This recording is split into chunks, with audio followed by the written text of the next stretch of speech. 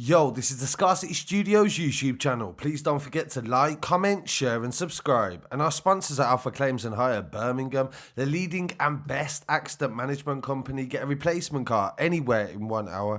You ready? For what? For what?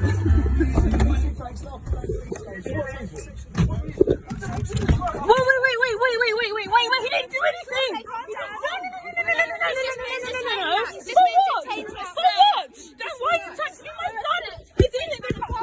My son is in the car. I don't want you to look after him. In the second story today, it's about police stop and search and different incidents and examples of it. But today we're going to be discussing two stories where it seems to have been misjudged at the very least. The first story and the main story has got to be about the Great British Sprinters. They're part of the GB team. They represent the country in running. Both have won a lot of awards. The former athlete and Olympic champion Linford Christie actually trains both of these athletes. One's called Bianca Williams, and her partner, and also the father of her child, is Ricardo dos Santos, who is also a successful runner. She participated in the Commonwealth Games in 2014, where she won bronze, and also in the World Relays, where she won 4 times bronze. First, we'll see what the papers have to say about this and Linford Christie and what his statement was, and then we'll see what the police's response is after we've seen the footage as well. Bianca Williams, she's a European and Commonwealth gold medalist, and she explained today how her and her partner on Saturday were dragged from their car in the West London area. She said the ordeal left her incredibly shaken and also very hurt. Their coach, Olympic champion Linford Christie, accused the force of institutionalised racism. He tweeted a widely shared video in Maida Hill, West London, that appeared to show the pair being aggressively handled in handcuffs as Miss Williams pleads he didn't do anything. An officer appears to say the car is being searched for weapons. Scotland Yard refuted allegations of racism, saying in a statement the car had made off at speed from the officers, travelling on the wrong side of the road. Miss Williams hit back on Sunday night, telling the newspaper The Times, "It is always the same thing with Ricardo. He's either driving a stolen vehicle or he's been smoking cannabis. It's racial profiling. The way they spoke to Ricardo like he was scum, dirt on their shoe. It was shocking. It was awful to watch."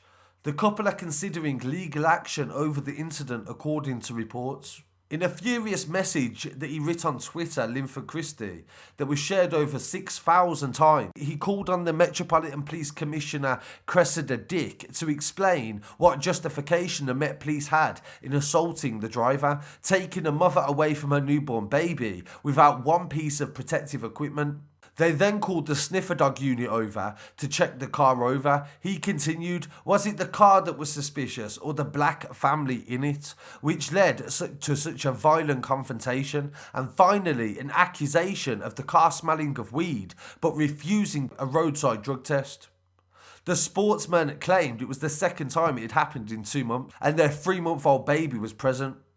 He says it's sure that it won't be the last time that they abuse their types of power and the racism that is going on in the Metropolitan Police. Scotland Yard spokesman said that around 1:24 on July the 4th, 2020, officers from the Territorial Support Group were patrolling in West London in response to an increase in youth violence using weapons. A vehicle with blacked out windows made off at speed from officers travelling on the wrong side of the road. The officers caught up with the vehicle, which was stopped in Landhill Road, West 9. The driver initially refused to get out the car. The occupants, a 25-year-old man and a 26-year-old woman, so they don't actually mention the child, were searched under the Section 1 of the Police and Criminal Evidence Act. After the search was conducted on the person and vehicle, no arrest was made and the occupants were allowed to go on their way. Each stop is being dealt with on its own merit at the discretion of the individual officers involved in taking into account various aspects, including behaviour and compliance. Officers have to make these judgment calls regularly on a daily basis, often in difficult circumstances. They understand that their actions will be scrutinised as they go about their work and that the public have the right to hold them to account where appropriate. In this instance, officers from the Directorate of Professional Standards have reviewed both footage from social media and body-worn video of the officers on the scene and are satisfied there is no concern around the conduct of the officers. So as you can imagine, for a young family, how traumatising that must have been. Imagine Ryan Colaco's situation when he was actually had his window smashed by police for simply refusing to get out of a car. He was actually on his way back from a Channel 4 TV interview about being wrongly accused by police of concealing drugs previously. He spoke to the Guardian newspaper, that's where we're referencing today. He told them that an officer smashed the window of his car after he was wrongly accused of concealing drugs. They did not know he was driving home from a TV interview in which he was told of institutional racism in the police after being stopped and searched a week before.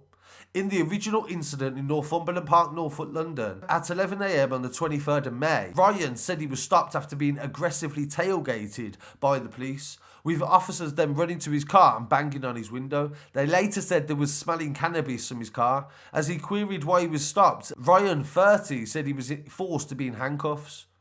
He agreed to leave his car and stood with the officers who searched him, while others combed through his BMW and found nothing. I've never been in trouble in my life, he says, and I've never been handled or taken any drugs. I felt like they were just trying to incriminate me. After the way I've been treated over the years, I don't trust them. They stop you and they find a reason to justify that stop. Ryan, whose job involves helping to find locations for films, had been searched about 20 times, he says, but did not have a criminal record. He faces the possibility of court action for obstructing a drug search after he released under investigation for an arrest as a result of another incident. On the 29th of May, driving home from a Channel 4 interview, he was stopped again at 4:30 in Cannon Street near central London. I'm going to be handcuffed. No, listen to me. No, listen. I've never done drugs in my life. Class A and Class B. Why does this keep happening? This can't keep happening to me, man. I'm getting scared. I don't know what's going to happen to me if I come out of the vehicle. I haven't got a problem coming out the car. I just want to make sure I'm not handcuffed. Can't go anywhere. He was questioned by officers from London Police who wanted to search him after they alleged he was dashing stuff up his waistline. Footage showed his window was smashed in and there was 2 officers at first. Within minutes, I was surrounded, he said.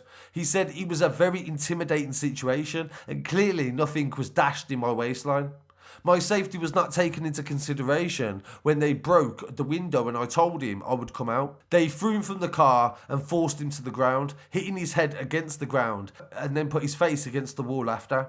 Ryan said he had severe headaches after this and he was handcuffed, drug tested, taken to a station, strip searched before spending hours in a cell before being released 12 hours later with nothing having been found.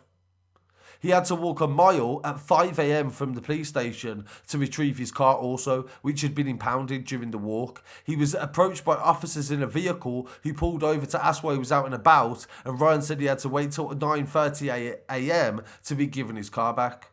When the officer drove my car out, I saw there was glass everywhere. He said he had his head in his hands. They said they won't clean the glass out and pay for the window, and my car was trashed.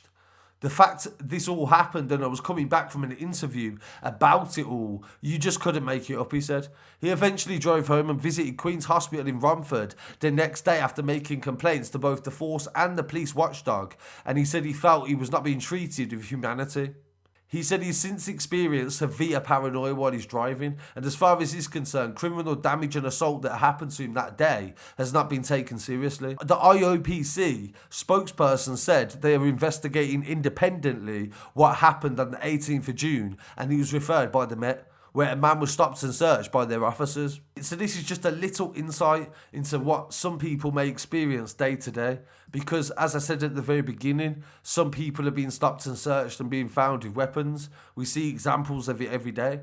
But at the same time, are some people getting profiled due to the fact of where they are or what they look like? So I'd really appreciate if you leave a comment, a constructive one. And if you are joining us on the live stream, please ask any questions about the video and let us know what you think about it. And don't forget to hit the like button. And also, you can join Scarcity from as little as $1.99 a month, where you'll get some little extras and some things before time. I really appreciate you joining me. Don't forget to like, comment, share and subscribe, and I'll be back again very soon. Peace.